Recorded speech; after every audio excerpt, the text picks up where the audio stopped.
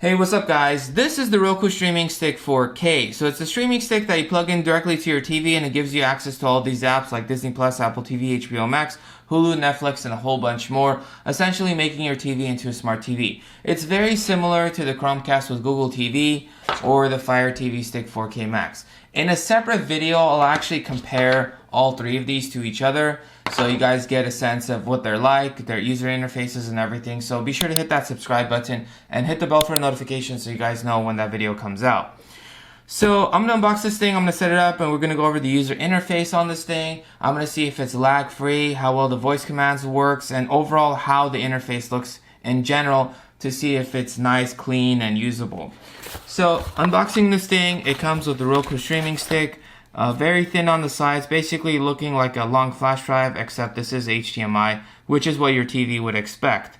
So you plug this into your TV and you're good to go, and then you have your micro USB port right here, which takes in the power.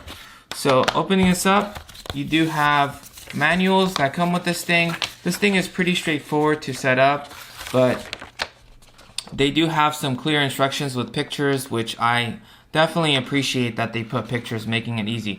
So it looks like you can connect it to the power adapter that it comes with, or you can plug it into the USB of the TV. However, it does say if you see a red light on your streaming player, you might not be getting enough power. So some of the streaming sticks actually don't recommend using the USB port on the TV because it doesn't provide enough power in lots of cases. So I personally connect the USB cable to my surge protector, which has USB ports, which I've never experienced an issue with.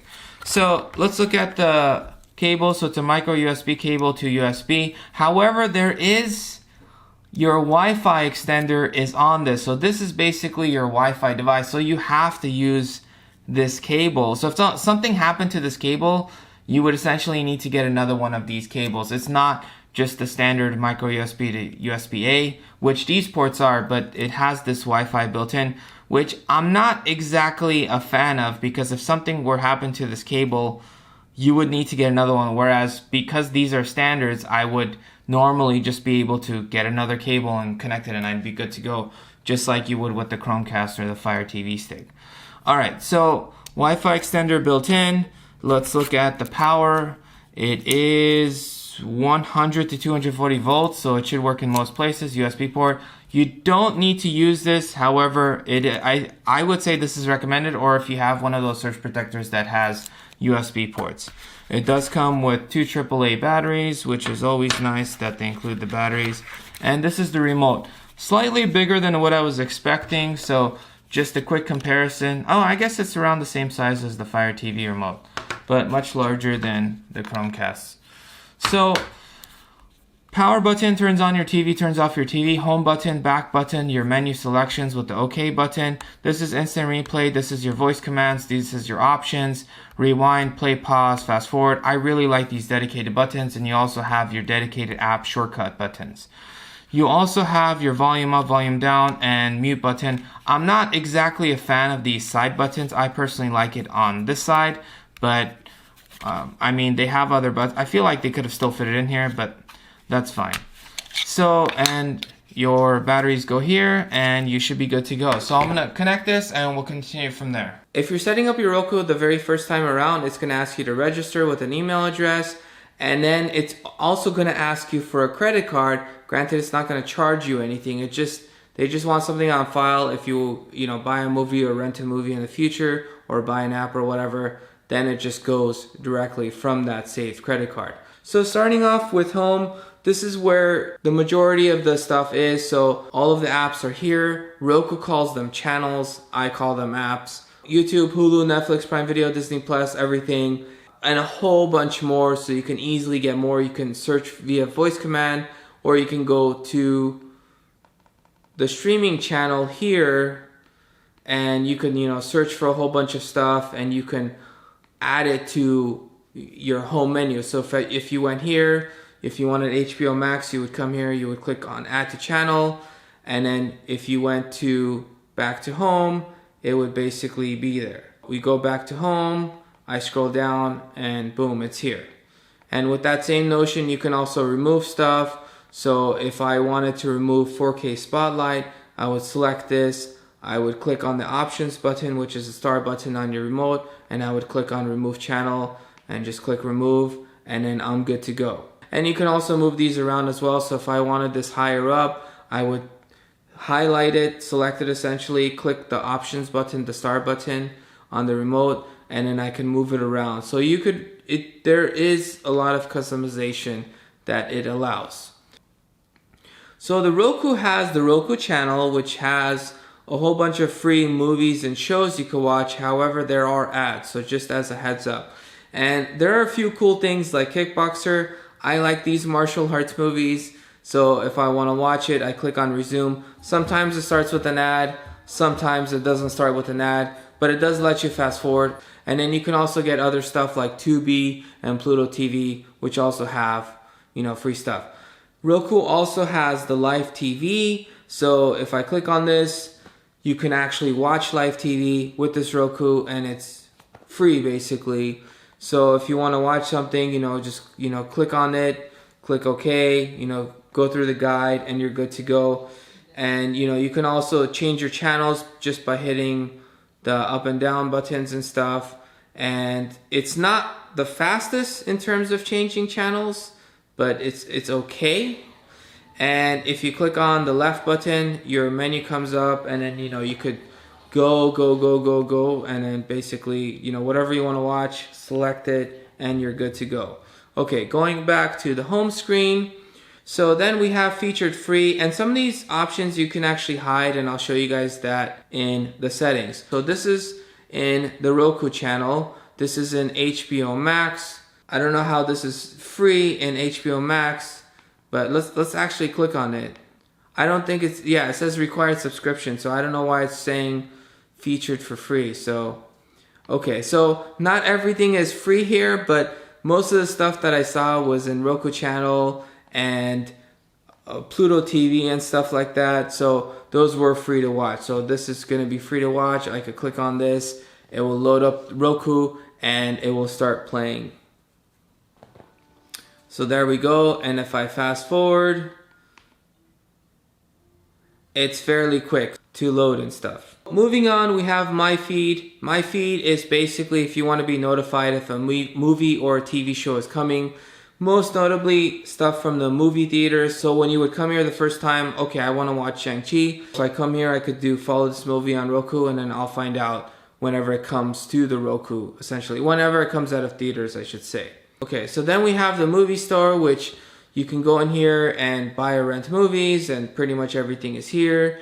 And TV store, and then you can also search for stuff as well. You can also search using your voice. So if I come here and I want to search for Avatar, I already did that, but let me just type in AV just so you guys see that Avatar comes up fairly quick. It shows you all the different ways you can watch Avatar. So it shows Redbox, Prime Video, Roku, Apple TV, and Vudu. Now, one thing to note is that I actually bought Avatar on Prime Video. However, it says rent from $3.99. But if I click on this, it will actually load up Prime Video and it will actually start playing the movie. So it would be nice if they said, oh, you already own this. But the fact is that since I don't know if this is Prime TV's fault for not giving that option, or if it's Roku's fault for basically not programming it to check, or they're doing it on purpose because they want you to buy it from their own ecosystem. But let's see how fast this is if I want to skip around. So let's click on this. Okay, so that was pretty fast in terms of, okay, so that was the search. Now I can do the same thing with the voice search. Bake Squad on Netflix. So now this is going to open up Netflix and it's going to search for Bake Squad. Now this is what I was talking about. The first time it's opening up Netflix, it takes a bit longer. I feel like on my Fire TV Stick 4K Max, it loads up a bit quicker. But it did a pretty good job of finding the show on Netflix, and then I could, click OK and pretty much press play, and I'm good to go.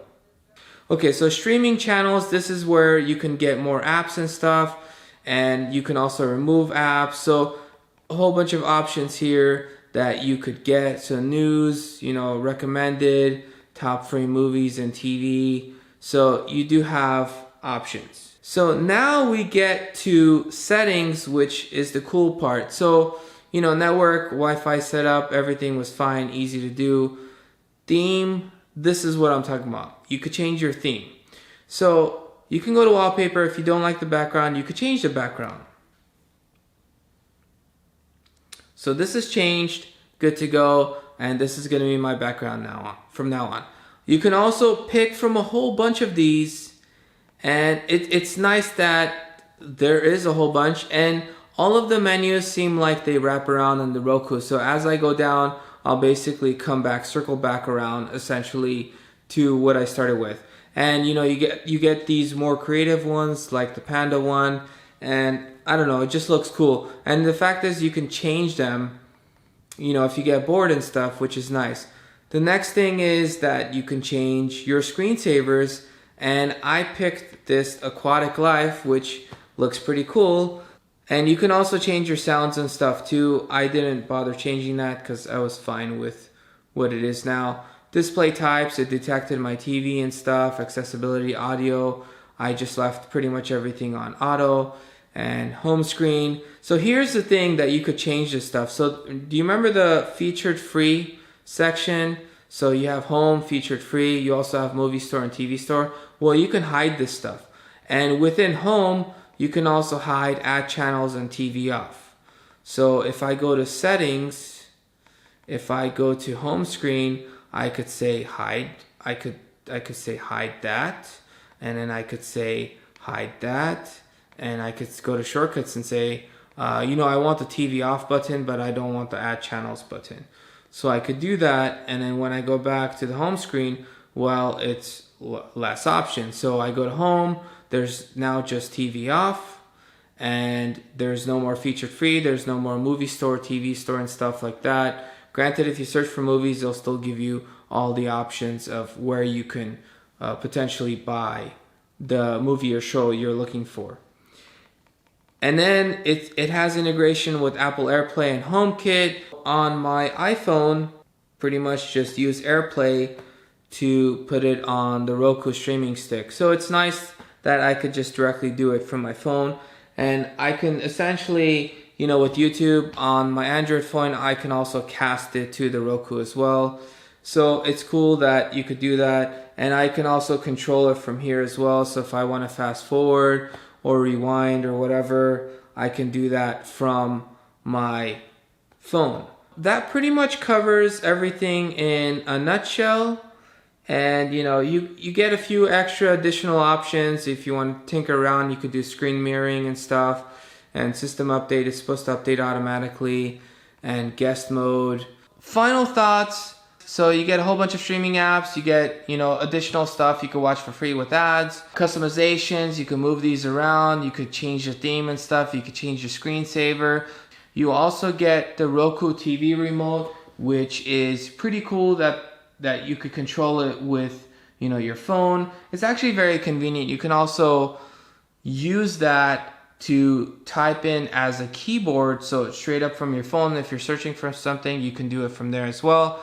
So now let's talk about a few of the cons. Number one being that it doesn't support Dolby Atmos. For some people it might be a deal breaker, for some others you might not care at all. The second one is it would just be nice if they included the remote that you could plug in your headphones directly into. But I do understand that they want to make a difference between, the streaming stick 4K and the streaming stick 4K plus, and then the Ultra and stuff as well. I didn't see an option to download VLC. I use VLC to stream stuff from my network drive to the streaming stick, so I do that on the Chromecast and on the Fire TV stick. I'm sure there's another way of doing it on this, but other than that, let me know what you guys think in the comment sections below. Is the Roku Streaming Stick a good deal? Is it worth getting? Do you guys like the interface? Do you not like the interface? If you guys enjoyed this video, smash that subscribe button. Let me know what you guys think in the comment sections below. And as always, thank you guys for watching, and I'll catch you guys in the next one.